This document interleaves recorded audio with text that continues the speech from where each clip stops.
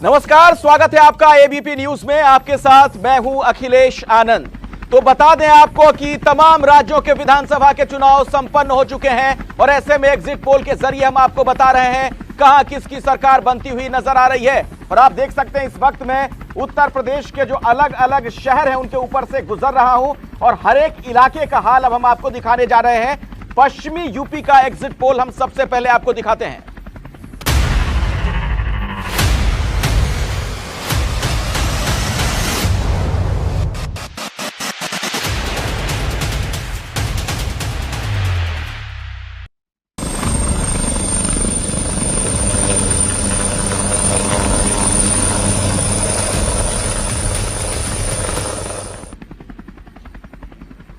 जी, अब पश्चिमी यूपी का हाल हम आपको दिखाने वाले हैं। वहां से किस पार्टी को कितनी सीटें जाती हुई नजर आ रही हैं। इस एग्जिट पोल के मुताबिक पश्चिमी यूपी के जो बड़े शहर हैं उनमें आगरा से लेकर मेरठ, मुजफ्फरनगर, रामपुर, बरेली। अब देखिए आपके सामने तमाम जो आंकड़े हैं उस पर नजर डालिए। बीजेपी के खाते में 67 से 71 सीटें जाती हुई नजर आ रही हैं। समाजवादी पार्टी और उनके सहयोगियों के खाते में 59 से 63 सीटें, जबकि बीएसपी के खाते में 5 से 60 सीटें जाती हुई नजर आ रही हैं। जबकि कांग्रेस 1 सीट के आसपास और अन्य के खाते में भी लगभग 1 सीट। तो ये आप देख रहे हैं पश्चिमी यूपी का हाल एग्जिट पोल के मुताबिक। यहां पर भी आप देख रहे हैं बीजेपी लीड लेती हुई नजर आ रही है। और आइए अब हम आपको अवध का हाल भी दिखा देते हैं। अवध की बात की जाए तो आप देखिए लखनऊ से लेकर अयोध्या, कानपुर, रायबरेली, लखीमपुर खीरी, ये तमाम यहां के बड़े शहर।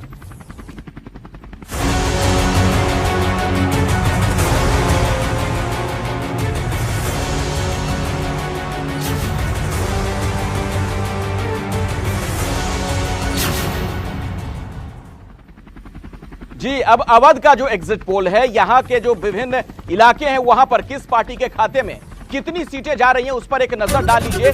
यहां कौन आगे बढ़ता हुआ नजर आ रहा है। इस एग्जिट पोल के मुताबिक बीजेपी प्लस 77 से 81, एसपी प्लस 33 से 37। बीएसपी की बात की जाए 2 से 4 सीटें बीएसपी के खाते में जाती हुई नजर आ रही हैं। कांग्रेस 1 से 2 और अन्य की बात की जाए तो सिर्फ 1 पर सिमट कर रह रहे हैं।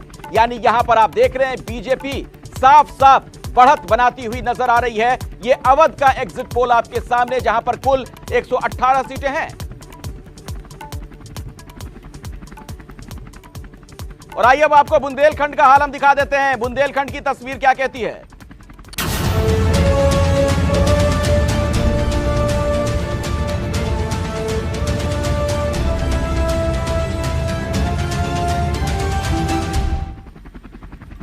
और देखिए बुंदेलखंड की अगर बात की जाए तो यहां पर झांसी से लेकर बांदा, जौलान, ये बड़े तमाम जो शहर हैं वहां पर क्या है स्थिति, वो आप देखिए। एग्जिट पोल क्या इशारा करता है, यहां किस पार्टी के खाते में कितनी सीटें जा रही हैं, वो तस्वीर देखिए आपके सामने। बीजेपी प्लस 14 से 18, एसपी प्लस 0 से 4, बीएसपी 1 से 2, कांग्रेस 0 से 1 और अन्य की बात की जाए तो 1। यानी कि बुंदेलखंड का एग्जिट पोल जहां कुल 19 सीटें हैं वहां पर बीजेपी साफ साफ बढ़त बनाती हुई नजर आ रही है, जहां 14 से 18 सीटें बीजेपी के खाते में जा रही हैं। और अब आपको दिखाएंगे पूर्वांचल का हाल।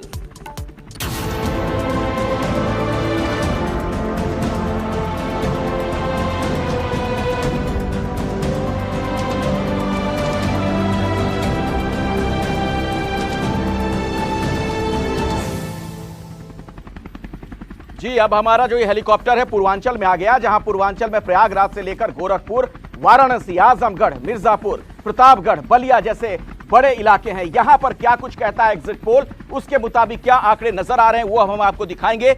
यहां किस पार्टी के खाते में कितनी सीटें जाती हुई नजर आ रही हैं। एग्जिट पोल का जो इशारा है उसे जरा आप समझिए। यहां कौन कहां पर है, किसकी क्या स्थिति है। बीजेपी प्लस 70 से 74, एसपी प्लस 40 से 44, बीएसपी 6 से 8, कांग्रेस 4 से 6, अन्य के खाते में 3 से 5। यानी पूर्वांचल में कुल 130 सीटें, जिनमें से 70 से 74 सीटें बीजेपी को जा रही हैं। बीजेपी की बढ़त यहां पर भी साफ साफ नजर आ रही है। ये आपके सामने पूर्वांचल का एग्जिट पोल, जहां पर 130 में से 70 से 74 सीटें बीजेपी को मिल रही हैं, जबकि एसपी प्लस के खाते में 40 से 44 सीटें जाती हुई नजर आ रही हैं। अब आइए हम आपको पूरे उत्तर प्रदेश का हाल दिखाते हैं। पूरे यूपी की बात की जाए तो वहां पर आपके सामने देखिए इन आंकड़ों को जब आप जोड़ देंगे वो गणित कहां तक पहुंचता है और बीजेपी के खाते में कितनी सीटें जा रही हैं उसे देखकर आप साफ साफ समझ जाएंगे कि किसकी सरकार बनती हुई दिख रही है। एग्जिट पोल के मुताबिक नतीजे 10 तारीख को आएंगे।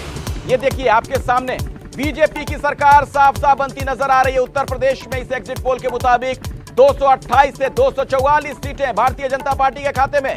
एसपी प्लस की बात की जाए 132 से 148, बीएसपी 13 से 21, कांग्रेस 4 से 8, जबकि अन्य की बात की जाए, निर्दलियों की बात की जाए तो 2 से 6, यानी कुल सीटें 403 उत्तर प्रदेश में। और बीजेपी को इस बार नुकसान तो हो रहा है पिछली बार की तुलना में, लेकिन सरकार बनती हुई नजर आ रही है साफ साफ। अब ये जो एग्जिट पोल का इशारा है ये सियासत के लिहाज से क्या इशारा करता है आपको बताएंगे, समझाएंगे। सीधे हम आपको लखनऊ लिए चलते हैं। उत्तर प्रदेश की राजधानी लखनऊ में मौजूद हैं एबीपी न्यूज के संपादक सुमित अवस्थी। सुमित, शुक्रिया अखिलेश। यहाँ लखनऊ में गोमती रिवर फ्रंट पे अब जनता थोड़ी शांत हो गई है। अब रात क्योंकि गहराती जा रही है तो लोगों का जोश भी थोड़ा ठंडा पड़ता जा रहा है। नहीं, मैं चुनौती नहीं दे रहा था आप लोगों को, पर मैं बता रहा था कि भीड़ यहाँ कम हो गई है। मेहमानों का पैनल नया है, बारी बारी से परिचय कराता हूँ। अपने एक्सट्रीम राइट से शुरू करता हूँ। अनुपम मिश्रा जी जुड़ गए मेरे साथ, राष्ट्रीय लोकदल की तरफ से स्वागत है आपका। राजपाल कश्यप जी मौजूद हैं पहले से हमारे पास, समाजवादी पार्टी की तरफ से सुरेंद्र जी राजपूत जी हैं, कांग्रेस पार्टी की तरफ से केशव देव मौर्य जी हैं, महान दल की तरफ से। ये चारों एक साथ मान लिया जाए ना राकेश, हैं? ये भारतीय जनता पार्टी के प्रवक्ता है राकेश त्रिपाठी, लेकिन विपक्ष इस वक्त हावी है। एमएच खान बहुजन समाज पार्टी की तरफ से स्वागत है आपका खान साहब। बद्री जी हैं, बद्रीनाथ जी स्वागत है आपका। अतर हुसैन जी स्वागत है आपका एक बार फिर से आप सबका जी। चार लोग मिलकर के भी उत्तर प्रदेश में कुछ कर नहीं पा रहे हैं। ये चार लोग मिलकर, ये मिले नहीं है, मिल जाते तो शायद नहीं, ये सब मिले हुए लोग थे। ये बिल्कुल कोई कंफ्यूजन नहीं है, ये सब मिले हुए लोग थे और आपस में सब मिले हुए थे, मिलकर के भी कुछ नहीं कर पाए। फिर भारतीय जनता पार्टी प्रचंड बहुमत। आप मिले हुए थे सपा के साथ? हम क्यों मिलेंगे सपा ये के बोल साथ? रहे हैं, ये झूठ बोलते हैं। भारतीय झूठ पार्टी, भारतीय जनता पार्टी नहीं, भारतीय झूठ पार्टी। पर खान साहब आपकी पार्टी कहाँ है? 13 से 21 सीटें मात्र। ये फर्जी सब चीजें मत दिखाइए ना, 10 तारीख का इंतजार करिए। ये हमने पिछली बार भी कहा था। नहीं कहा था, बिल्कुल नहीं कहा था। हमारा पूरा यकीन है, इस पे विश्वास। एग्जिट पोल है ये, एग्जैक्ट पोल नहीं है ये, इसलिए 10 तारीख का इंतजार करना चाहिए और जनता 10 तारीख जो फैसला होगा वो स्वीकार करे। मान लीजिए 10 तारीख को भी यही रहा, तब क्या बोलेंगे? उस दिन ईवीएम खराब थी, वो हैकिंग कर ली, एडमिनिस्ट्रेशन को मैनेज कर लिया, क्या कहेंगे उस दिन? नहीं, ये कब क्यों कहेंगे हम जब 10 तारीख का जब फैसला आएगा तो वैसे ईवीएम का खेल तो हर जगह हो रहा है, उसमें कोई मना नहीं कर सकता। इनके लोग ही कह रहे थे, अभी तक कई जगह ईवीएम पकड़ी गई है, कई जगह वीवीपैट पकड़े गए हैं। आप देखिए, अगर बंगाल का आप कोशिश करिएगा, ये जो यहाँ पर डीएम है, ये बहुत पहले से डीएम है, बीच में हटे नहीं डीएम, यहाँ एसएसपी हटे नहीं, कमिश्नर हटे नहीं, तो किसके लोग हैं ये? तो आपने बहाने बनाने शुरू कर दिए ना। नहीं है ये। देखिए ऐसा है ना, मैं फिर वही कह रहा हूँ, पश्चिम बंगाल में मुख्यमंत्री थी ममता बनर्जी, उन्होंने अपने आदमी सेट करके अपने ये लाख चिल्लाते रहे, लग जाते रहे, कुछ नहीं कर पाए, तो यही इन्होंने भी सेटिंग करी होगा। अगर ऐसा तो फिर कैसे जीतेंगे? जीतेंगे जनता की वोट से। चलिए, मैं जब हम लोग पहले बात कर रहे थे तो एक बात मनीषा जी आपने की थी, मनीषा जी और शशि शेखर जी भी मेरे साथ जुड़े हुए, मुझे बताया गया अभी। कांग्रेस पार्टी के बारे में बात की थी। सुरेंद्र राजपूत जी यहाँ मौजूद है। कांग्रेस पार्टी को हमारा सर्वे यूपी में महज 4 से 6 सीटें दिखा रहा है। बात ये हो रही थी कि राहुल गांधी और प्रियंका गांधी अब कितनों का नेतृत्व तो बदलेंगे आप? अब कौन, अगर यही नतीजे रहा तो किसकी जिम्मेदारी होगी? भाई मनीषा जी हमारी सामाजिक चिंतक हैं, विश्लेषक हैं, उनका स्वागत है। उनकी अपनी सीमाएं हैं। पार्टी में हमारा क्या होगा ये तो हम लोग डिसाइड करेंगे, एक बात। दूसरी बात, मनीषा जी और शशि शेखर जी, जब हम मध्य प्रदेश में जीतते हैं, छत्तीसगढ़ में जीतते हैं, महाराष्ट्र में जीतते हैं, कर्नाटक में जीतते हैं, राजस्थान में जीतते हैं, पंजाब में जीतते हैं, उत्तराखंड में जीतते हैं, तब भी क्या बात करेंगे? देखिए, विश्लेषकों को और हमारे मीडिया के बंधुओं को निश्चित तौर पर उन्हें हमारी आलोचना करने का हक है, लेकिन हमें गाइड करने का हक और पंजाब में अभी आपकी सरकार जाती हुई दिखाई दे रही है। ये आपको दिख रही है ना, हमें तो आती हुई दिखाई दे रही है। और मैं आपको फिर से एक बात कहता हूं, सरदार चरणजीत सिंह चन्नी देश के इकलौते दलित मुख्यमंत्री हैं और सबसे ज्यादा दलितों की आबादी पंजाब में है। और आप इस चीज को देखिएगा, प्रचंड बहुमत के साथ हम पंजाब में, उत्तराखंड में, गोवा में आ रहे हैं, मणिपुर में भी हम सरकार बनाएंगे। चलिए, मेरी शुभकामनाएं हैं आपके साथ, जो कह रहे हैं वैसा हो जाए। लेकिन अनुपम मिश्रा जी मेरे साथ हैं, राष्ट्रीय लोकदल के प्रवक्ता हैं, जयंत जी के साथ काम कर रहे हैं। अभी तक जो हमने आंकड़े देखे उसमें कहा गया कि पश्चिम में जो सपा गठबंधन अच्छा कर रहा है उसकी बहुत बड़ी वजह आप लोग हैं, आपकी पार्टी मतलब भी है। तो क्या इतना अच्छा किया आपने कि आपके 200 प्लस हो जाएंगी सीटें? देखिए, हम लोगों ने उन मुद्दों को उठाया है जो जनमानस से जुड़े हुए थे, और उन्हीं की वजह से ये जो नौजवान साथी बैठे हुए सब इंतजार कर रहे हैं कि गठबंधन की सरकार कर रहे हैं कि आप लोग इंतजार? ये इंतजार कर रहे हैं, ये इंतजार कर रहे हैं। देखिए सुनिए, ये नौजवान साथी सारे इंतजार कर रहे हैं। इनको 2 करोड़ नौकरियों का इंतजार है, किसानों को अपनी फसल के उचित दामों का इंतजार है। ये कोई बात नहीं, मुझे मालूम है इनकी अपनी विवशताएं हैं, लेकिन दिल से ये मना रहे हैं कि गठबंधन की सरकार आए। इसी वजह से रात में जग के यहाँ बैठे हैं। ये अभी सोने का समय थोड़ी हुआ है, सोने का समय हो गया क्या? आराम का समय हो गया क्या? नहीं, ईवीएम रखाने का समय है और ईवीएम लोग रखा रहे हैं। और समाजवादी और गठबंधन मुस्तैदी के साथ में रखा रहे हैं, क्योंकि ये बीजेपी के लोग हैं, षड्यंत्रकारी लोग हैं, इसलिए ईवीएम रखानी पड़ रही है। इस लोकतंत्र में बीजेपी 14, 17, 19 3 चुनाव बीजेपी ने जीते हैं यूपी में, बड़े बड़े चुनाव, बड़े बड़े अंतर से। अरे हमने वो भी देखा हाल, 2012 में 5-5 हजार वोट पाने वाली ये पार्टी थी। और माननीय अखिलेश यादव 12 और 14 के बीच में नरेंद्र मोदी नाम का एक शख्स आ गया पार्टी के अंदर, जो चमक गया उठा के पार्टी को। ऐसा है, देखिए सबका एक समय होता है। और उन्होंने जो जनता से वादे किए थे, एक एक गांव गोद लेने का वादा किया था, कहीं गांव गोद दिखाई नहीं पड़ा, बच्चा नहीं बड़ा हुआ दिखाई पड़ा। दूसरी बात, जिस जगह पे ये डिबेट हो रही है, ये रिवर फ्रंट पे, ये माननीय अखिलेश यादव जी ने शानदार रिवर फ्रंट बनाया। और 5 साल में ये 5 मंजिल बिल्डिंग लखनऊ में नहीं, ये बताइए, जवाब दीजिए। नहीं, देखिए किस तरह से रिवर फ्रंट पे इन्होंने घोटाला करने का काम किया था, ये उत्तर प्रदेश की जनता ने देखा है। जितने कहाँ है घोटाला, वो कहाँ है, कौन क्या अरेस्ट हुआ, किसकी गिरफ्तारी? नहीं, बहुत सारे अधिकारियों की गिरफ्तारी हुई है, अभी भी उसमें जांच चल रही है, अभी भी गिरफ्तारियां हो रही हैं। देखिए सच्चाई ये है कि समाजवादी पार्टी ने उत्तर प्रदेश की राजधानी लखनऊ में कुछ प्रतिमान गढ़ने के काम किए थे, जिससे अपनी जेबें भरने का काम किया था। और हर मामले में जांच हुई है, गिरफ्तारियां हुई हैं। आज हमने सहारनपुर से लेकर के सोनभद्र तक और मिर्जापुर से लेकर मुरादाबाद तक एक रस में उत्तर प्रदेश में हमने विकास करने का काम। जवाब दीजिए। इन्होंने तो भगवान राम के नाम पे जो गांव गरीब के लोगों ने चंदा दिया था, उसमें भी भ्रष्टाचार करने का काम किया। इन्होंने तो जमीनों में घोटाले करने का काम किया। एक विकास नहीं बता सकते, एक अस्पताल। बोलिए राकेश। देखिए आज इनको प्रभु राम याद आ रहे हैं, राम भक्तों पर गोली चलवाने वाले आज प्रभु राम की बात कर रहे हैं। अरे उत्तर प्रदेश जानता है कि आपने कैसे रोड़े अटकाने का काम किया है, और इसीलिए आज आपकी ये दुर्दशा है। और मैं फिर इस बात को निवेदन के साथ कह रहा हूं, प्रधानमंत्री जी की गरीब के लिए जो कल्याण के लिए जो नीतियां रही हैं, उत्तर प्रदेश में योगी आदित्यनाथ जी का जो बुलडोजर रहा है, ये विश्वास का प्रतीक बना है। बुलडोजर और लाभार्थी, अच्छा पॉइंट दिया राकेश आपने। मैं अपने पैनलिस्ट के पास चलता हूं। मनीषा जी ये बताइए, ये जो बुलडोजर के नाम का प्रतीक दिया कि ये आतताइयों पर, अत्याचारियों पर, अपराधियों पर चलेगा, क्या उसका इंप्रेशन पड़ा, आपको लगता है पड़ेगा 10 मार्च को आने वाले नतीजों पर?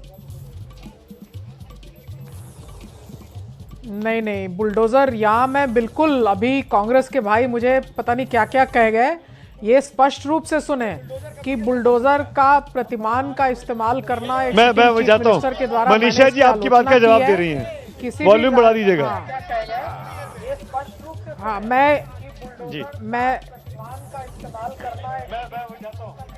और कोई भी सिटिंग मुख्यमंत्री जो है उसको ऐसा नहीं कहना चाहिए था।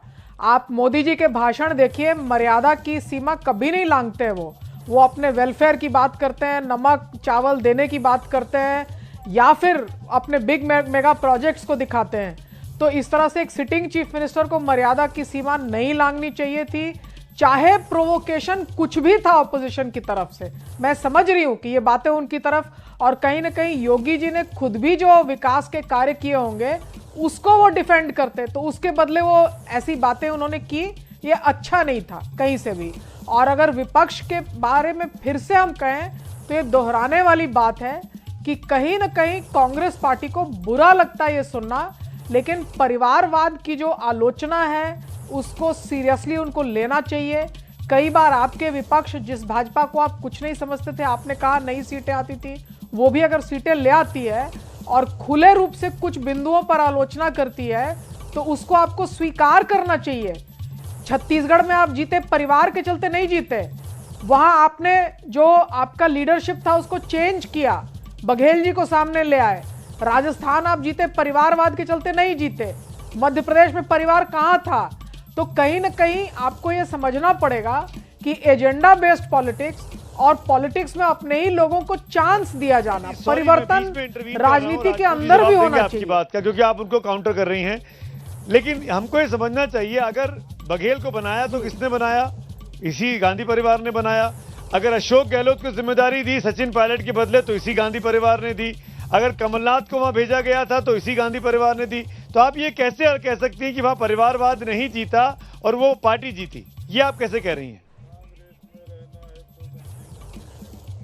नहीं, आप ये समझ रहे हैं ना कि ये इसने बना दिया या उसने कर दिया।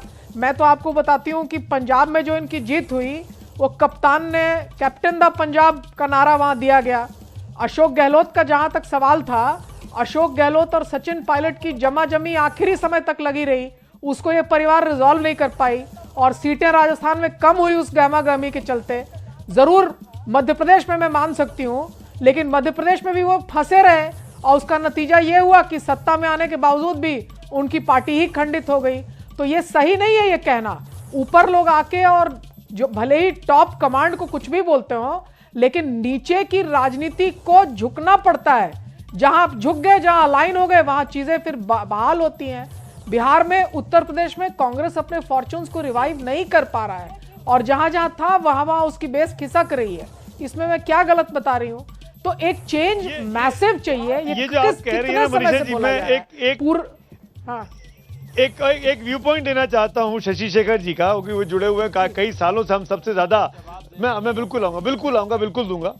शशि शेखर जी मेरे साथ है क्योंकि वो न्यूट्रल पैनलिस्ट है, उनके पास चलना चाहिए। शशि जी, मनीषा जी ने जो बातें की आपने भी सुनी होंगी, क्या ये बात ठीक है जहां कांग्रेस पार्टी जीती है चुनाव बीते 5-7 सालों में, तो वो स्थानीय नेताओं की वजह से जीती है, और जहां हार रही है वो परिवारवाद की वजह से हार रही है? नहीं, मैं इससे थोड़ा मनीषा जी के प्रति पूरा सम्मान रखते हुए थोड़ा सा डिफर करना चाहूँगा। वो दोनों का मिला जुला स्वरूप है। कोई भी अकेली चीज़ न जीतती है और न जीत सकती है। तो ये ज़रूर है कि वो एक मिला जुला स्वरूप है, लेकिन ये बात सच है कि कांग्रेस को इस समय आत्मचिंतन की आवश्यकता है। यदि वो पंजाब हार रहे हैं, यदि वो किसी वजह से उत्तराखंड भी हार जाते हैं, यदि वो उत्तर प्रदेश से इस तरह साफ हो रहे हैं, तो सिर्फ नीति या नीयत से जरूरी नहीं है, उनको अपने संगठन पर जोर देना पड़ेगा।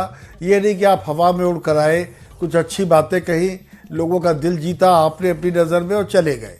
वोट के लिए कुछ और चीज़ों की भी आवश्यकता होती है, जो कांग्रेस 1989 ऑनवर्ड लगातार लूज करती जा रही है उत्तर प्रदेश में। मैंने इसका पतन अपनी आंखों से देखा है। आखिरी जार थे नारायण दत्त तिवारी, उसके बाद कांग्रेस लगातार लूज करती गई। और आज हालत देखिए आप, आरजेडी ने कांग्रेस को दूध की मक्खी की तरह बाहर कर दिया बिहार से। स्टालिन ने कहा कि मैं उतनी सीटें नहीं दूंगा जितनी आपको पिछली बार दी थी। ये भी हुआ कि बिहार वाली गलती हम तमिलनाडु में नहीं दोहराएंगे। तो आप कहीं ना कहीं ये जरूर देखिए, ये मार्जिनलाइज हो रहे हैं और इनके मार्जिनलाइज होने से कुछ और प्रॉब्लम्स क्रिएट हो रही हैं कि अच्छा, एक और इनके साथ दिक्कत हो रही है। अब उत्तर प्रदेश का नेता कौन? यदि आपका सर्वे 100% सही है तो उत्तर प्रदेश में 2 नेता हो गए यंग, एक योगी मुख्यमंत्री के तौर पर, एक अखिलेश यादव विपक्ष के तौर पर। बिहार का नेता कौन? अगर नीतीश जी को माइनस कर दीजिए तो तेजस्वी यादव। कहीं कांग्रेस का कोई चेहरा दिख रहा है? आप पश्चिम बंगाल में एक भी सीट नहीं जीत पाए। आप दिल्ली में जहां बैठते हैं वहां एक भी सीट नहीं जीत पाते। आप अगर पंजाब लूज कर रहे हैं तो आप अपने घर को नहीं समेट पा रहे हैं। सचिन पायलट के साथ क्या हुआ वो आपने देखा, सचिन पायलट ने क्या किया वो आपने देखा, बात का जवाब सिंधिया के साथ तेजस्वी, क्योंकि सुरेंद्र सिंह राजपूत जी मेरे साथ हैं, पार्टी के राष्ट्रीय प्रवक्ता भी हैं ये, तो मैं चाहूंगा जवाब दे दीजिए इन बातों का। मैं सुरेंद्र सिंह राजपूत की टिप्पणी के लिए नहीं सुमित कुछ बोल रहा हूँ, मैम की मेरा बहुत साफ है। नहीं, मैं उनका रिएक्शन लेना, वो लगातार कुछ बोलना चाह रहे थे, इसलिए मैं उनका रिएक्शन ले रहा हूँ। उनकी पार्टी पे कमेंट हो रहा है, सुन लेते हैं सर। तो उनकी निर्मम मीमांसा भी हमारे लिए धनात्मक ऊर्जा देती है। हाँ, एक चीज जरूर है कि जब या तो आप किलो में तौल लें और या आप लीटर में माप लें। योगी आदित्यनाथ जी 3 पीढ़ियों के परिवारवादी हैं, लेकिन उनको कोई परिवारवादी नहीं कहता। उनके बाबा महंत दिग्विजयनाथ जी, उनके पिता महंत अवैधनाथ जी और वो स्वयं 3 पीढ़ियों से उनका परिवार राजनीति में है, कोई नहीं बोल रहा। राजनाथ सिंह जी का परिवार 2 पीढ़ियों से, कोई नहीं बोल रहा। राजमाता विजयराजे सिंधिया का परिवार 4 पीढ़ियों से है, कोई नहीं बोल रहा। हमारे यहां से जितने वंशानुगत नेता गए उनके लिए कोई नहीं बोल रहा। हमको परिवार पर अपने गर्व है, नंबर 1। नंबर 2, हाँ मैं एक बात से सहमत हूं कि राजपूत जी, परिवारवाद की बात इसलिए होती है कि गांधी परिवार का है तो पार्टी अध्यक्ष बनेगा, ये बात आप किसी और जगह पे नहीं कह सकते। मैं बताता हूं ना, महंत परिवार का है तो गोरख गद्दी पर रहेगा, और महंत परिवार का है तो बीजेपी का अध्यक्ष थोड़ी बन रहा है भाई। 3 पीढ़ियों से सांसद बन रहा है, आप उनकी वकालत कर क्यों रहे हैं? आप क्यों नहीं सवाल पूछूं? मैं आप सवाल पूछूं तो मैं वकालत कर रहा हूं। बिल्कुल, क्यों? आप बात नहीं, जो आपने सवाल पूछे उसका जवाब भी तो ले लीजिए ना, उसके बाद आप सवाल पूछिए। दूसरी बात मैं आपको बताऊं कि हमारे परिवार पर आप प्रश्न उठाइए, लेकिन कम से कम इतना तो बता दीजिए कि और किसी की पार्टी के परिवार को छोड़िए, आदमी भी बता दीजिए जिसकी उंगली भी कटी हो, जो शहीदों में गिना गया हो। हाँ, ये बात सच है कि हम हिंदू मुसलमान नहीं कर पाए, ये बात सच है कि हम जातियों में नहीं बांट पाए देश को। हम एक पाकिस्तान के 2 पाकिस्तान करने में सक्षम है, सिक्किम को मिलाने में सक्षम है, गोवा को मिलाने में सक्षम है, हम देश को बढ़ाने में सक्षम है, मिसाइल मैन देने में सक्षम है, हम जात पात बांटने में सक्षम नहीं है। अगर इस पर ही चुनावी राजनीति चलनी है तो हम उस चुनावी जवाब दीजिए। राकेश, आप पे हमला है। पार्टी को परिवार की प्राइवेट लिमिटेड कंपनी समझ के चलाने वाले कांग्रेस पार्टी के लोग अभी भी अभिमान से बाहर नहीं जा रहे। रस्सी जल गई पर बल नहीं गया है। सच्चाई यह है कि आपकी टैली देख रहा हूं मैं, इस टैली में अन्य में और कांग्रेस पार्टी में जबरदस्त टक्कर चल रही है कि कभी अन्य आगे निकल जाते हैं, कभी कांग्रेस पार्टी आगे निकलती है। अपनी वास्तविकता का अंदाजा करिए, आपकी कमियां क्या है। सच्चाई यह है कि भ्रष्टाचार का पर्याय कांग्रेस पार्टी हो गई। आप इसको स्वीकार करने को तैयार नहीं है। आप स्वीकार करने को तैयार नहीं कि राहुल गांधी जी लगातार विफलताओं के बावजूद कांग्रेस पार्टी के सबसे बड़े नेता बने हुए हैं। अरे स्वीकार करिए, राजनीति उनके बस की नहीं है, नहीं उनके बस की तो राजनीति उनको छोड़ करके कोई दूसरा काम करने दीजिए। जबरदस्ती उनको परिवार की जिम्मेदारी थमा रखी है, आप प्रियंका जी पर भी थमा दी। पूर्णकालिक नेता लेकर के आइए, ये केवल इवेंट्स देकर के आकर के पोस्टर पे खिंचाना, पोस्टर गर्ल बनाना, ये राजनीति नहीं चलेगी। देखिए, फिर से मैं एक बात बताता हूं, सबसे बड़े पोस्टर बॉय और सबसे बड़े आइटम बॉय तो आदरणीय नरेंद्र मोदी जी। पूरे देश में अगर किसी आदमी ने ये आइटम की पॉलिटिक्स का इस्तेमाल किया है, पोस्टर की पॉलिटिक्स का इस्तेमाल किया है, तो नरेंद्र मोदी जी हैं। लेकिन आज की डेट में चूंकि वो सफल हैं बांटने में, देश को डिवाइडिंग इन चीफ के रूप में वो सफल हैं, निश्चित तौर पर जनता जिसको वोट दे रही है वो चुनाव जीत रहा है। नरेंद्र मोदी को चुनाव जीत रहे हैं ना, आप खुद मान रहे हैं ना। बिल्कुल। जनता को डिवाइडिंग इन चीफ आप कैसे कह सकते हैं कि ऐसे व्यक्ति को वोट दे रही है? आप फिर से मैं बताऊं, मैं जनता को डिवाइडिंग इन चीफ नहीं कह रहा हूं, मैं जनता ने वोट दिया भाई। हाँ बिल्कुल दिया है, और आप ही लोगों ने उनको डिवाइडिंग इन चीफ लिखा है। सच बात यह है कि जो हमारी आलोचना करते हैं वो अगर नरेंद्र मोदी जी की आलोचना करते हैं तो 2 नियम थोड़ी होंगे। नियम दोनों को होती है ना, नियम तो बिल्कुल, लोकतंत्र में तो सबकी आलोचना होगी। आज की डेट में नरेंद्र मोदी जी 303 सीट पाकर के जनमत के नेता हैं, इसमें हमें कोई आपत्ति थोड़ी हो, हमारे भी प्रधानमंत्री। लेकिन इसका मतलब यह थोड़ी है कि हमारे यूक्रेन में बच्चे फंसे हुए हैं और नरेंद्र मोदी जी यहां बनारस में चुनाव जीतने के लिए वोटों की बात। मैं वापस गांधी परिवार के ऊपर आऊंगा, अपने 2 न्यूट्रल पैनलिस्ट के पास। अदर जी, आपसे पूछना चाहूंगा, किसका फेलियर है अगर कांग्रेस पार्टी सिमटती जा रही है? खासकर स्पेसिफिकली यूपी की बात करूं तो किसका फेलियर है ये? देखिए, सबसे पहले तो कांग्रेस पार्टी को ये समझना पड़ेगा, खासतौर से उत्तर प्रदेश में, कि राजनीति 365 दिन 24/7 होगी, तभी राजनीति होगी। ये टाइमली इलेक्शन मोड में आ जाना, और चाहे समाजवादी पार्टी हो चाहे भारतीय जनता पार्टी हो, इनका उत्तर प्रदेश में संगठन है। पर इस बार तो प्रियंका 2 साल 2.5 साल से चक्कर लगा रही थी। नहीं, वो आप चक्कर लगा रही थी, ये खुद ही में है। मतलब वो लखनऊ में, उत्तर प्रदेश में कहां उनका नेतृत्व जो है सक्रिय है और पूरे वक्त काम कर रहा है, तो ये एक बहुत बड़ा सवाल है वो करना। और जो भी आज 2 पार्टियां आमने सामने खड़ी हैं वो 24/7 राजनीति करने वाले लोग हैं। यहाँ पे अखिलेश यादव जिस ऑफिस में बैठते हैं 300 दिन वो कम से कम रोज 200-500 लोगों से मिलते हैं, 300 दिन साल में। ऐसी भारतीय जनता पार्टी का संगठन जिसमें कोई कमी नहीं, सब जानते हैं सबसे अच्छी इलेक्शन मशीनरी है, तो उससे अगर टक्कर लेनी है कांग्रेस को तो उसको भी इसी तरह से बद्री जी, आपकी टिप्पणी बहुत जरूरी है। प्रियंका गांधी ने अपने हाथ में कैंपेन लिया, प्रियंका गांधी आई, लड़ी यूपी में। इस बार राहुल गांधी बिल्कुल नहीं दिखे उत्तर प्रदेश के अंदर। फिर भी वो जो बात अभी राकेश कह रहे थे कि अन्य के साथ मुकाबला चल रहा है, ऐसी स्थिति में क्यों है पार्टी? देखिए सुमित जी, जो कांग्रेस के साथ दिक्कत ये है कि कांग्रेस इशू तो खड़ा करना जानती है, लेकिन उस इशू का मोबिलाइजेशनल इम्पैक्ट नहीं ले पाती। फायदा क्यों? काडर नहीं बचा, जमीन में लोग नहीं है। हाँ, क्योंकि अच्छा उसको वो जो इशू खड़ा करती है उसका फायदा भी दूसरी पार्टियों को होता है। जैसे एक बार बीएसपी समाजवादी पार्टी को हुआ, इस बार भी समाजवादी पार्टी को हो रहा है। यानी कांग्रेस ने जो असंतोष उभारा है बीजेपी के खिलाफ, प्रियंका ने बहुत अच्छे कैंपेन किए हैं, लेकिन संगठन नहीं है। संगठन नहीं होने के कारण अच्छा प्रियंका को लखनऊ में रहना होगा अगर यहाँ का नेतृत्व करना है तो, नहीं दिल्ली से आकर के यहाँ पर राजनीति नहीं हो। क्या अगर कांग्रेस पार्टी घोषित कर देती कि प्रियंका गांधी हमारी मुख्यमंत्री की चेहरा हैं, तो क्या फायदा होता?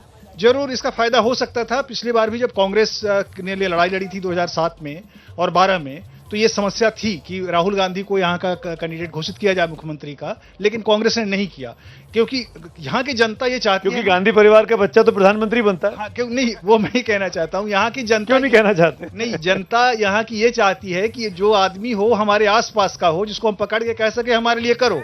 दिल्ली में अगर कोई है तो कहाँ जाएगा? मुख्यमंत्री यहाँ होना। एक सुरेंद्र सिंह राजपूत को मौका देना चाहिए, फिर डिबेट को मैं खोलता हूँ। सुरेंद्र जी, सुना आपने सभी को, क्या कहना चाहेंगे? देखिए, मैं तो फिर से खामियां पार्टी की, संगठन नहीं है, लगातार कैंपेन नहीं करते हैं, मौके पर ही राजनीति करते हैं, मौके पर ही दिखाई देते हैं, ऐसा क्यों?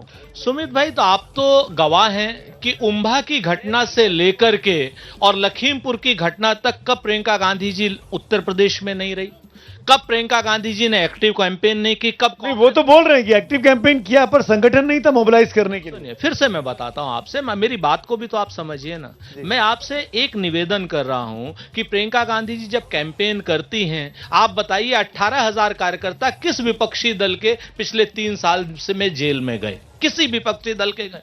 सच बात यह है कि हम काम कर रहे हैं। हाँ, हम डिवाइडिंग का काम नहीं, जनता को बांटने का काम नहीं कर रहे हैं, हम जनता को अपलिफ्ट करने का काम कर रहे हैं। हम अकेले दल हैं ऐसे जिन्होंने राइट टू इंफॉर्मेशन दिया, राइट टू फूड दिया, राइट टू एजुकेशन दिया, जिन्होंने मनरेगा दिया, जिन्होंने बताया। फिर जनता के मन में आप क्यों नहीं हैं? 14 में चुनाव क्यों इतनी बुरी तरह हार जाते हैं और लगातार पतन की ओर पार्टी जाती हुई क्यों दिखाई देती है राष्ट्रीय स्तर पर? मैं आपसे फिर से निवेदन करता हूं कि हर जिस चीज का उत्थान है उसका पतन भी है। अगर पतन हुआ है तो उत्थान भी होगा। हम जनता के बीच में हैं, लगातार अपनी बात कर रहे हैं, हम धर्मांधता नहीं कर रहे। मैं राजपाल जी, अब आपको आना चाहूंगा। जो बात बद्री जी ने की, अतर साहब ने की, शशि शेखर बोल रहे हैं, क्या फायदा उठाया? कांग्रेस पार्टी ने खामियां गिनाई, कांग्रेस पार्टी ने कैंपेन चलाया यूपी भर में, और अखिलेश जी तो नहीं दिखे। अखिलेश जी को सीधे फायदा मिलता दिखाई दे रहा है 100 सीटों का, जो अभी दिख रहा है इस वोटर के सर्वे। अखिलेश जी के अलावा कोई उत्तर प्रदेश में दिखा है? बताओ, 70 श्रमिक मर गए थे जिनकी मदद करने का काम माननीय अखिलेश यादव जी ने कर दिया। और ऑक्सीजन की कमी की वजह से, योगी बाबा की नाकामी की वजह से गोरखपुर में बच्चे मरे थे, उन परिवारों को भी मदद करने का काम माननीय अखिलेश यादव जी ने किया। और इन्होंने तो लाठियां चलाने का काम बीजेपी के लोगों ने किया। और ये बताइए, उत्तर प्रदेश में उन्नाव में घटना हुई तो अकेले जाके माननीय अखिलेश यादव विधानसभा पे एक पूर्व मुख्यमंत्री की हैसियत से बैठने का काम किया। दूसरी बात, इनका काम क्या है? बीजेपी ने तो कोई काम नहीं किया ना। पर आपके नेता हाथरस नहीं गए, आपके नेता उन्नाव नहीं गए, आपके नेता कोविड में नहीं दिखाई दिए, ये सच्चाई है कि नहीं है? पूरी पार्टी कोविड में भी, और अखिलेश जी की बात कर रहा हूं मैं, पार्टी की नहीं, अखिलेश जी की। किसानों के आंदोलन में भी 2-2 बार गिरफ्तारी माननीय अखिलेश यादव जी की हुई। केशव जी, तीसरी बात, भारतीय जनता पार्टी के धार्मिक नारों के अलावा लखनऊ में कोई एक 5 से लेके 12 मंजिला बिल्डिंग अगर भाजपा ने बनाई हो तो ये बता दें। एक भर्ती इन्होंने जो निकाल करके इन्होंने खत्म की। देखिए, संकट यही है, अब भी नहीं समझ पाए। अब भी नहीं समझ पा रहे हैं कि हमारी खामी कहां है। इनको 5 मंजिला बिल्डिंग, कोई 5 स्टार बिल्डिंग बना दी जाए और उससे तिजोरी अपने घर में भर ली जाए कमीशन खा करके, यही विकास मानते हैं। 44 लाख लोगों के मकान बने हैं, ये इनको दिखाई नहीं पड़ रहा है। हमने गरीबों के मकान बनाने का काम किया है। 2 करोड़ 61 लाख लोगों के हमने घर में आज हमने बिजली के कनेक्शन पहुंचाने का काम किया है, ये इनको दिखाई नहीं पड़ रहा है। हमने आज 1 करोड़ 61 लाख लोगों के घर में हमने उज्ज्वला गैस के कनेक्शन पहुंचाने का काम किया है, ये इनको दिखाई नहीं पड़ रहा है। हमने आज उत्तर प्रदेश में 2.5 करोड़ से ज्यादा शौचालय बनाने का काम किया है, ये इनको दिखाई नहीं पड़ रहा है। बड़ी संख्या में मास लोगों के हमने आज काम करने का काम किया है। 300 रुपए समाजवादी पेंशन देते थे और उसमें भी कैडर को हमने 1000 रुपए करने का काम किया। राकेश, चुनाव खत्म हो गया, मैं जान रहा हूं, इसी पे आपको तो सीटें मिल रही है ना। मेरे साथ 3 और लोग हैं, खान साहब भी हैं, मौर्य साहब भी हैं और मिश्रा जी भी हैं। मैं एक चीज जरूर पूछना चाहूंगा खान साहब आपसे। मैं जानता हूं आप एग्जिट पोल में विश्वास नहीं करते हैं, आप अगर आपके फेवर में हो तो शायद आप कर भी लेते। नहीं, तब भी नहीं करते। अच्छा चलिए, तब भी नहीं करते, मैं वहां भी मान लेता हूं। इस बात का प्रॉमिस करिए इस राष्ट्रीय लाइव कवरेज पे कि अगर कुछ गड़बड़ हुई, बीजेपी को समर्थन की जरूरत पड़ी, तो आपके विधायक क्या बीजेपी के पास जाएंगे 10 तारीख के बाद? किसी भी कीमत पर बहुजन समाज पार्टी के विधायक भारतीय जनता पार्टी के साथ तालमेल या बैठना उठना भी पसंद नहीं करेंगे। ये मैं राष्ट्रीय प्रवक्ता होने के नाते ये कहना चाहता हूँ। देखिए, कीमत की बात इन्होंने कर दी, यही इनकी सच्चाई है। कीमत तय करते हैं कि कितने मुहावरा है भाई। यही सच्चाई है। देखिए, ये राकेश त्रिपाठी हैं, इनको मुहावरा भी समझ में आता है, हर जगह इनको नोट नजर आता है, ये चलाया इन्होंने। और देखिए, अब इनसे आपके सामने मैं राष्ट्रीय चैनल पर कह रहा हूं, 10 तारीख के बाद अगर पेट्रोल 135 रुपया ना हो जाए, अगर डीजल 135 रुपया ना हो जाए, अगर गैस के दाम 1800 ना हो जाए, तो मुझे पकड़िएगा। ये डाकू है। नहीं, पर चर्चा तो है, आज ही रात से दाम बढ़ने वाले हैं, भीड़ बढ़ गई है पेट्रोल पंप पर। अनुपम मिश्रा, ये बात आपको भी प्रॉमिस करनी होगी इस कैमरे में देखते हुए राष्ट्रीय टीवी चैनल पर कि किसी भी कीमत पर, कीमत फिर आ गई यहां पर कि आप क्या जाएंगे सपा छोड़ के भाजपा के साथ? कोई चांसेस हैं? क्योंकि बार बार कहा गया कि जयंत जी, अजीत जी कहीं भी चले जाते हैं, मौका देख के पलट जाते हैं। एक्चुअली पहले आपने सही जगह क्वेश्चन पूछा था, उसका आपको उत्तर भी मिल गया था। दोनों लोग कीमत पर टिके हुए हैं। इनमें एक्चुअली में इलेक्शन से पहले ही नूरा कुश्ती चल रही है। इन लोगों ने पहले ही सब सेट कर रखा है, वो ए टीम है, वो उनकी बी टीम है, और ये सबको पता है। तो वो एक कीमत पे इनका पेच फंसा हुआ, ये सॉल्व कर लेंगे और सरकार में जाएंगे। आप अपना बताइए ना।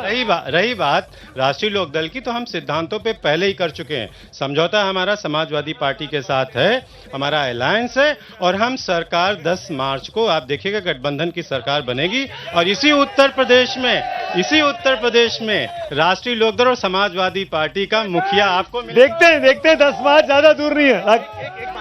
देखिए, समाजवादी पार्टी की पॉलिटिक्स को आप देखिए। 2017 में कांग्रेस से गठबंधन किया, चुनाव खत्म होते ही गठबंधन टूट गया। 2019 में बसपा से गठबंधन किया, चुनाव खत्म होते ही गठबंधन टूट गया। आरएलडी से भी गठबंधन टूटेगा और तब पछताएंगे लड़के हैं, लड़कों से गलतियां। मैं आऊंगा जी। देखिए, भारतीय जनता पार्टी के प्रवक्ता जी खुद अपनी स्थिति बता रहे हैं। इनका डूबता जहाज है। इनके गठबंधन के जितने नेता थे सब कूद के भाग गए हैं और उस जहाज में आ रहे हैं जो मंजिल तक जा रहा है। चलिए, केशव जी मेरे साथ हैं, आप सपा के साथ मिल के चुनाव लड़ रहे हैं। ये प्रॉमिस मैं आपसे भी चाहूंगा इस लाइव कवरेज में, क्या चुनाव के बाद कोई भी परिस्थिति में भाजपा के साथ जा सकते हैं? हमारे जो भी प्रत्याशी लड़े हो समाजवादी पार्टी के सिंबल पड़े, हमें जाने का तो सवाल ही नहीं उठता। दूसरी बात बताऊं कि महान दल को, जो मैंने अभी बैठे बात कर रहा था कि पार्टी इस चुनाव में मिला क्या आपको? जब आपके सारे प्रत्याशी उनके सीट पे लड़े हैं, आपको क्या मिला? महान दल कहाँ रह गया? हमारे परिवार के लोग भी लड़े हैं महान समाजवादी पार्टी के सिंबल पे, और परिवार के लोग विधायक बन रहे हैं। मैं ये बता रहा हूं कि जैसे आप लोगों जो सर्वे करने वाले, एग्जिट पोल करने वाले लोग हैं, इन्होंने महान दल के वोट को कहीं गिनती नहीं किया। कहाँ है? बिजनौर से लेकर आगरा तक और पीलीभीत से लेकर हरदोई तक हर जगह महान दल का वोट है। इन्हें गिनती नहीं है कि कितना गया। और मैं कह रहा हूँ समाजवादी पार्टी की सीटें बढ़ रही है ना, 47 से बढ़कर करीब 100 सीटें बढ़ती दिखाई दे रही है। मैंने देखा, हो सकता है कि महान दल के लोग भी हो। मैंने देखा कि दूसरे, तीसरे, चौथे पेज में जो वोट आपने गिनती किया है वो कतई टैली नहीं कर रहा है। मैं आपको इसका उल्टा बताऊंगा। आप बोल रहे हैं तीसरे चौथे फेज में आपके बहुत अच्छा करने वाले हैं। दूसरे तीसरे चौथे फेज में 80% सीट समाजवादी पार्टी जीती। मैं आऊंगा, मैं पूछूंगा, मैं पूछता हूं बिल्कुल। मुझे लगता है कि ये जो शिकायत है केशव प्रसाद जी की, उनको हमें ध्यान देना होगा। लेकिन इसका कारण ये है सुमित जी कि ये इतने छोटे दल हैं, ये क्लस्टर्ड बेस्ड पार्टियां हैं, इनका प्रभाव एक खास एरिया में है, पैन यूपी इनका असर नहीं है। इसलिए इस पर इनका जो सीट होता है, इनको जो कहना है कि हमारे असर से बहुत ज्यादा विजय हो जानी चाहिए थी, वो दो दिन का वक्त और है, 2 दिन के बाद 10 तारीख को देख लेंगे। क्या केशव जी ठीक बोल रहे? एक सवाल, क्या राष्ट्रीय लोकदल का असर पूरे प्रदेश में? महान दल का फिर भी ज्यादा असर था, वो गिनती में नहीं, क्योंकि हम मीडिया में महत्व नहीं रखते। अरे आप अगर महत्व नहीं रखते तो आप हमारे साथ यहाँ कैसे खड़े हैं भाई? मीडिया में खड़े हैं कि नहीं? आपस में लड़ नहीं रहे, हम एक उदाहरण बता रहे हैं कि हम जिन विधानसभाओं में हमारा वोट है वहां गिना नहीं गया, और गिन लीजिएगा, आपको 10 तारीख को सब पता चल जाएगा। 10 तारीख दूर नहीं है। ये सच है कि महान दल के आने से, सुहेल देव भारतीय समाज पार्टी के आने से समाजवादी पार्टी का कुछ वोट बढ़ा, ये सच है। लेकिन मैं उतनी ही सच्चाई के साथ बता रहा हूं, परिणाम आते ही महान दल दूध में मक्खी की तरह बाहर निकाल के फेंक दिया जाएगा। ऐसे ही सुहेल देव भारतीय समाज पार्टी बाहर फेंक दी जाएगी, जयंत चौधरी जी की पार्टी ऐसे निकाल के बाहर फेंक दी जाएगी। सपा का यही चरित्र बोल रहे हैं। राकेश अभी से पॉलिटिक्स शुरू कर दिए। फूट डालो, नहीं, फूट डालो नहीं, हम तो अखिलेश यादव जी के ट्रैक रिकॉर्ड को देखकर कह रहे हैं। 2017 में ऐसे किया, 2 युवाओं का साथ यही पीछे होटल में इन्होंने एक लाइन, राजभर जी को इन्होंने भी निकाला था, राजभर जी को इन्होंने पिछली बार नहीं निकाला था। मैं सपा पे बात हो रही जिला। देखिए, ये बीजेपी का चरित्र है, बांटने का, डिवाइड और रूल करने का। लेकिन समाजवादी पार्टी का है सबको लेके चलने का। तो सच बुआ का साथ छोड़ दिया आपने, कांग्रेस पार्टी को छोड़ दिया आपने। हमारे नेता किसी का साथ नहीं छोड़ते हैं, और उत्तर प्रदेश की जनता माननीय अखिलेश यादव जी के साथ में खड़ी है। और भारतीय लोकतंत्र के इतिहास में पहला ये चुनाव है जो माननीय अखिलेश यादव और गठबंधन ने ऐतिहासिक मतों से जीतने का। राजपाल कश्यप जी, अनुपम मिश्रा जी और केशव देव मौर्य जी, ये तीनों लोग मिलकर चुनाव लड़े हैं, और तीन प्रत्याशी यहाँ थे एक साथ, 3 पार्टी के, सपा गठबंधन के, और राकेश त्रिपाठी अकेले थे। राकेश, आपने जमकर मुकाबला किया इस डिबेट में आपका इनके सामने। खान साहब, बद्री जी, अतर साहब, राकेश, केशव जी, सुरेंद्र जी, राजपाल जी और मिश्रा जी, आप सबका बहुत बहुत शुक्रिया। लेकिन अभी 10 तारीख नहीं है, ये सी वोटर का सर्वे था, 10 तारीख का इंतजार है, उसके बाद ये कवरेज जारी रहेगी। फिलहाल आपको बैक टू स्टूडियो ले चलता हूँ। यहाँ पे शशि शेखर जी, आपका भी धन्यवाद, मनीषा जी, आपका भी धन्यवाद। यहाँ बहुत शोर है, धन्यवाद, thank you. Over to you, break. आइए हम आपको बताते हैं उससे जुड़ी कुछ बड़ी बातों पर नजर डाल लीजिए। जी हां, एग्जिट पोल का जो अनुमान है, यूपी में फिर से बीजेपी सरकार बनती हुई नजर आ रही है। ये एक सबसे बड़ी बात निकलकर सामने आई है। यूपी में बीजेपी प्लस को 228 से 244 सीटें मिलने का अनुमान ये एग्जिट पोल जाहिर करता है। इसके अलावा यूपी में एसपी प्लस की बात की जाए, 132 से 148 सीटें इनके खाते में जाती हुई नजर आ रही हैं। ये भी एक अहम बात। इसके अलावा पंजाब की बात कर लें तो आम आदमी पार्टी की सरकार बन सकती है। ये एक बहुत बड़ा नतीजा यहां से सामने आ सकता है। जबकि उत्तराखंड में कांग्रेस की सरकार बनने का अनुमान, गोवा में त्रिशंकु विधानसभा का अनुमान यानी हंग असेंबली, उत्तराखंड, गोवा, मणिपुर में सरकार बदलने का भी अनुमान है इस एग्जिट पोल के मुताबिक।